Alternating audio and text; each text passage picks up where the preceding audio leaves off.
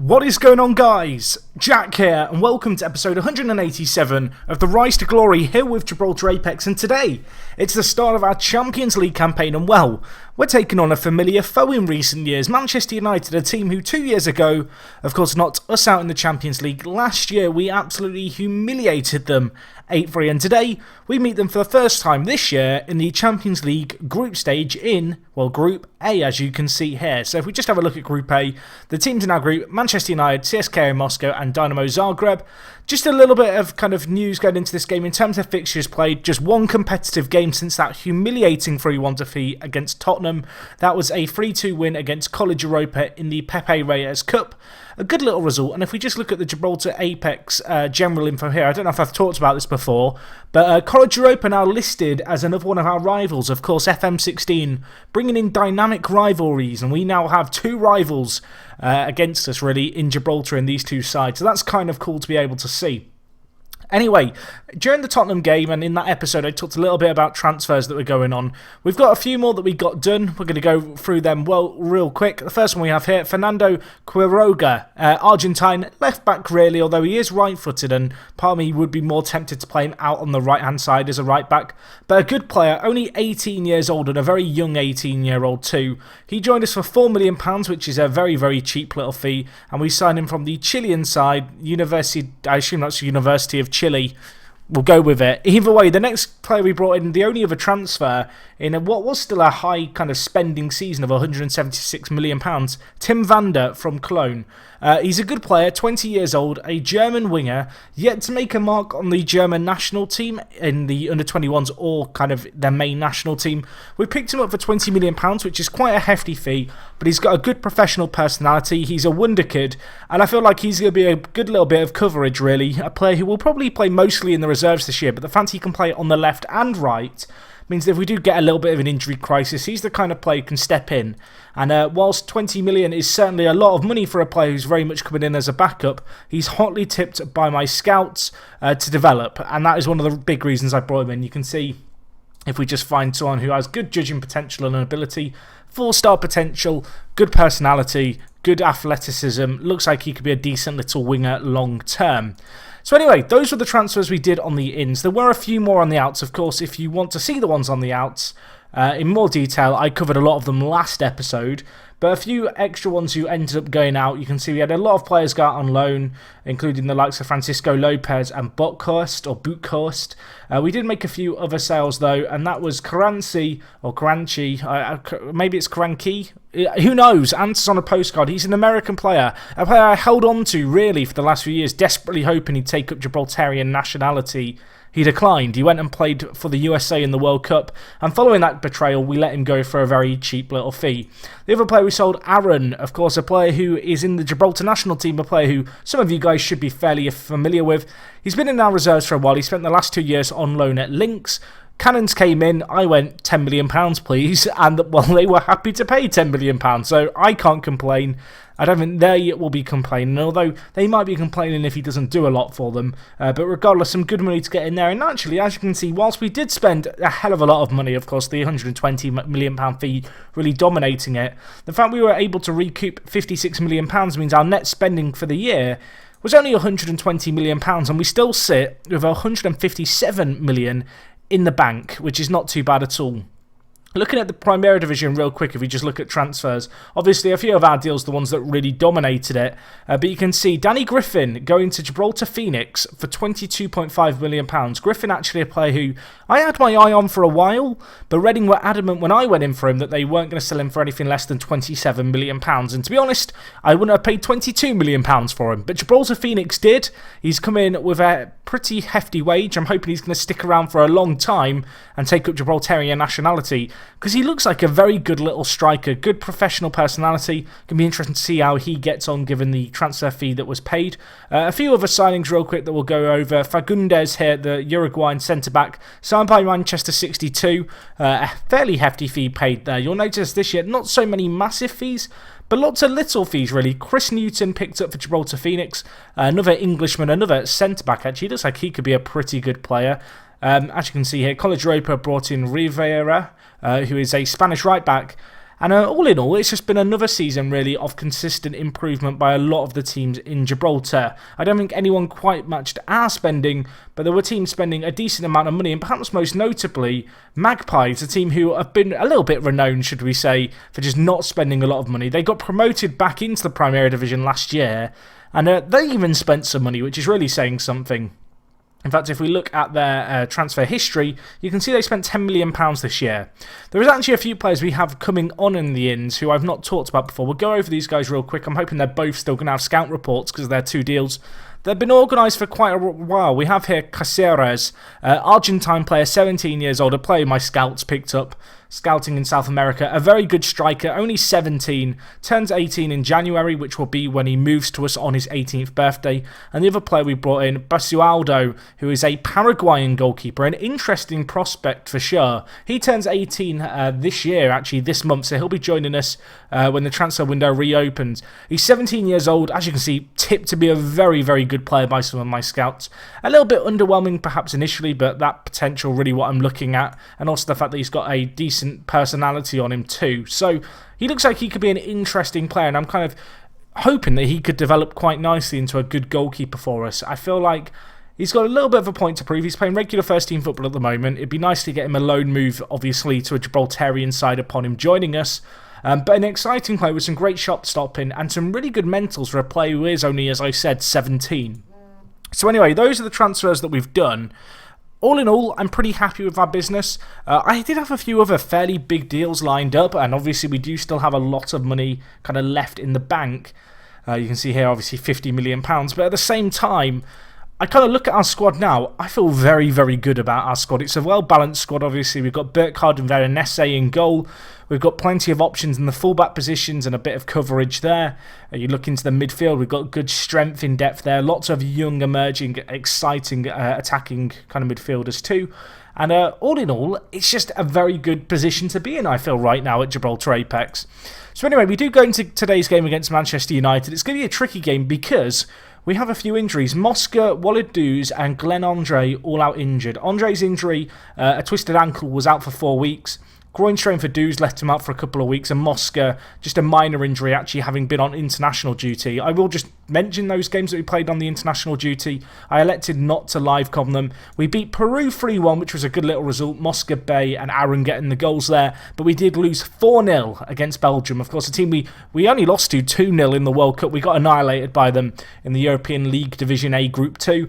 You'd think that the games that we have against Turkey are going to be the games that we absolutely have to win if we want to stay in Division A in the European Friendly League. But regardless, those are going to be tricky games for us this year in the kind of European Friendly League. I feel like Belgium and Turkey, 2 very good sides there. So anyway, looking at our side, obviously, as I mentioned, Mosca out injured. We want to be on the international. We want to be on the club team. Mosca out injured. He's on the bench for us, but it does mean a start for Vinícius, the Brazilian. He actually scored on his debut for the national team, which is absolutely fantastic. He only recently made his debut there in the recent international break. An absolutely outstanding player. Going to be playing as a complete forward for us today. He can play as a striker. Definitely more of a midfielder, but just with a few of the injuries we have, he's going to slot in there. Another player who really had a really good impact on his international debut was Juan. He's now played 2 games for Spain, the 20-year-old, and he actually scored on his debut as well, which is not too bad at all for a centre-back. And you can see here, currently being tutored by Assad, and he's benefited a lot from that. Assad, of course, got the model professional personality, and I'm really hoping that is going to rub off on Juan. So anyway, that's the team. The squad for today's game, if we just look at it kind of in terms of our lineup, we're sticking with the 4-3-1-2, which served us, of course, well last year. Worth noting, we are the favourites to retain the Champions League this year, which is awesome. Obviously, to be tipped as the big team in Europe. Hopefully, we can live up to that billing, I guess. We've got Burkhardt in goal, who had a disappointing showing last time against Spurs on his debut. Hopefully he can step up today. We have Murphy Cabasele at left back, 28 years old now. Gaiganov at right back, 30 years old. Definitely a position, the right back kind of role, where I do need to look at potential kind of long-term solutions there in terms of players. In centre-back, we have Jorge, Assad and Mustafa. Really, you look at the back four, it's become so standard now over the last 6 or 7 years. I don't feel like I have to show you the players or talk about them, but I feel like it's nice to refresh your memory. Either way, Lowell, the new captain, the new man on the block, the world record transfer, playing at box-to-box midfielder on the left-hand side for us, the 25-year-old, looking for a big performance from him in this kind of game. Out at the right centre mid role, we've got Volsky playing as a playmaker. In the centre of the heart of kind of the midfield, we've got Mini Mosca, 25 years old, quality player. Centre attacking mid for today's game, we go with Gilvan. And as I also already mentioned, Mosca and Duz both out injured. As a result, Vincinius comes in, and alongside him we go with the one, the only, Sebastien Girard. 49 goals in 50 games for Belgium. An incredible record, only 25 years old. One of the best players in Europe, if not the best player in Europe. We had a bid of £65 million, which we rejected from Arsenal. I'm hoping that in games like this one, he can be the man to come big for us. Anyway, looking at Manchester United, they are going to play a 4-4-2. They've got Ibrahim Bar, Kyle Guy, lots of players we're kind of familiar with at this point, I feel like, after so many games. And hopefully, obviously, we can just kick on in today's game and just give the performance that we want, the performance that I'm hoping that we can, turn up and really display and annihilate them just like we did last year in the knockout stages. So, a little bit of pressure on our shoulders perhaps going into this opening game, particularly after the Spurs defeat. But this team, this squad, they can absolutely hammer this United side, and that's what I'm kind of hoping for from us today. I want us to take the game to Manchester United. We're at home. We have new players. We have a new-ish kind of squad. New goalkeeper who makes a save there. Ibrahim Bar does score, though. That's weird that he was out on the left because he's their right midfielder. Have they changed system immediately? I'm wondering. Either way, Manchester United with first blood there. I feel like to blame the keeper would be pretty harsh. Mustafa missed a key interception and ultimately it was the rebound which found its way in. Perhaps the initial save should have been bettered by Burkhardt. Not the best start to his obviously his time here. Looks like Manchester United are still playing the 4-4-2 with Ibrahim Bar out on the right. Weird position by him. We have a set piece here. Mini Mosca, sad, pulls it back. It's in the back of the net. I don't know how. Mustafa scored it though. The towering Egyptian with the goal. We move back up into second in the group. I don't know why I'm reading that out. That is completely irrelevant. The way end there for United, not a big one. That's a massive knockback by Assad. And I mean, Mustafa just kind of falls over on the ball and it ends up in the back of the net. Doesn't matter how it goes in though. We fight back immediately, and that is exactly what we wanted from us. Looking at the stats, we have more possession. We've had a few more shots, but really United have been a good side. Worth noting, their goalkeeper just got injured, so they've had to bring in Moxham. Is he any good in goal? We'll check that in a second. Very rare to see a goalkeeper injury in a match. Oh my gosh, Mini Mosca has just scored a scream. In fact, no he hasn't. It was a cross. How did Vincinius flick this on? I'm really confused. I thought Mini Mosca scored a screamer. How did this go in? Either way, Vincinius with the goal, the youngster. How did he score this? Oh my gosh, what the fuck? Pardon my French. Pause it. I want to watch it again. I've enjoyed that goal. What the hell was that? A bicycle kick that hits the crossbar, bounces down and just goes over the line. I wondered how this had gone in because I thought Mini Mosca had a shot here. This is how... Oh my... What the... Wow. 20 years old. He's 20. Remember the name. Vincinius. What a man.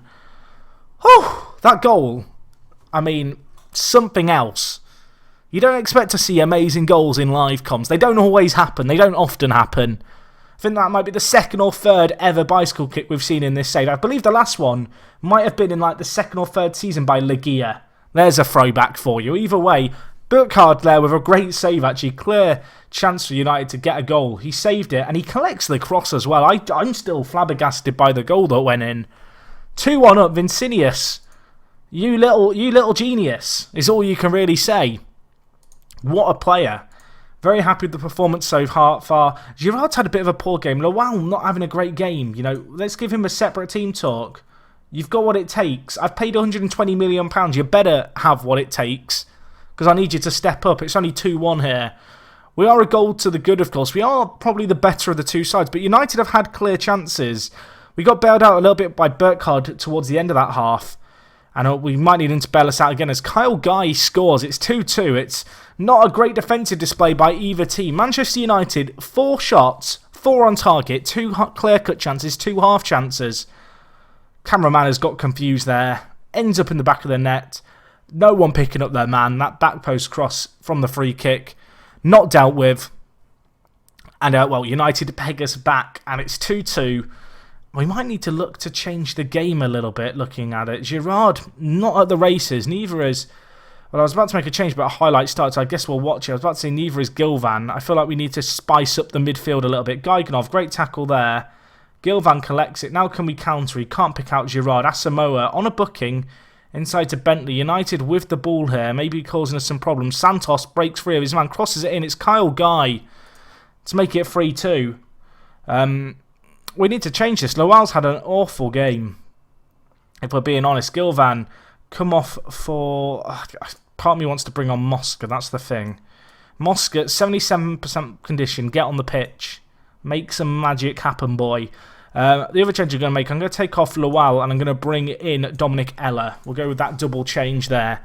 Going to change things up. Unfortunately, Mosca just not very fit at all. Perhaps risking it a little bit, even only letting him play 22 minutes. But we need something to happen. United create another good chance and they take it, and that's kind of been the big issue for us this game has been United. They've not had a lot of chances, but they've created some really, really good ones, and they've punished us accordingly. 15 minutes left, still a goal down. We need to step it up if we can. I might be leaving it too late to make a change here, but I'm going to switch to the wider system. I think I can't really afford to switch to the wider system. That's kind of the problem I've got here. Unless I play something like this, which might be the option that we have to go with. We'll play Ella as an advanced playmaker on attack. We're making up a tactic here, but why not? Why not just kind of go with the flow?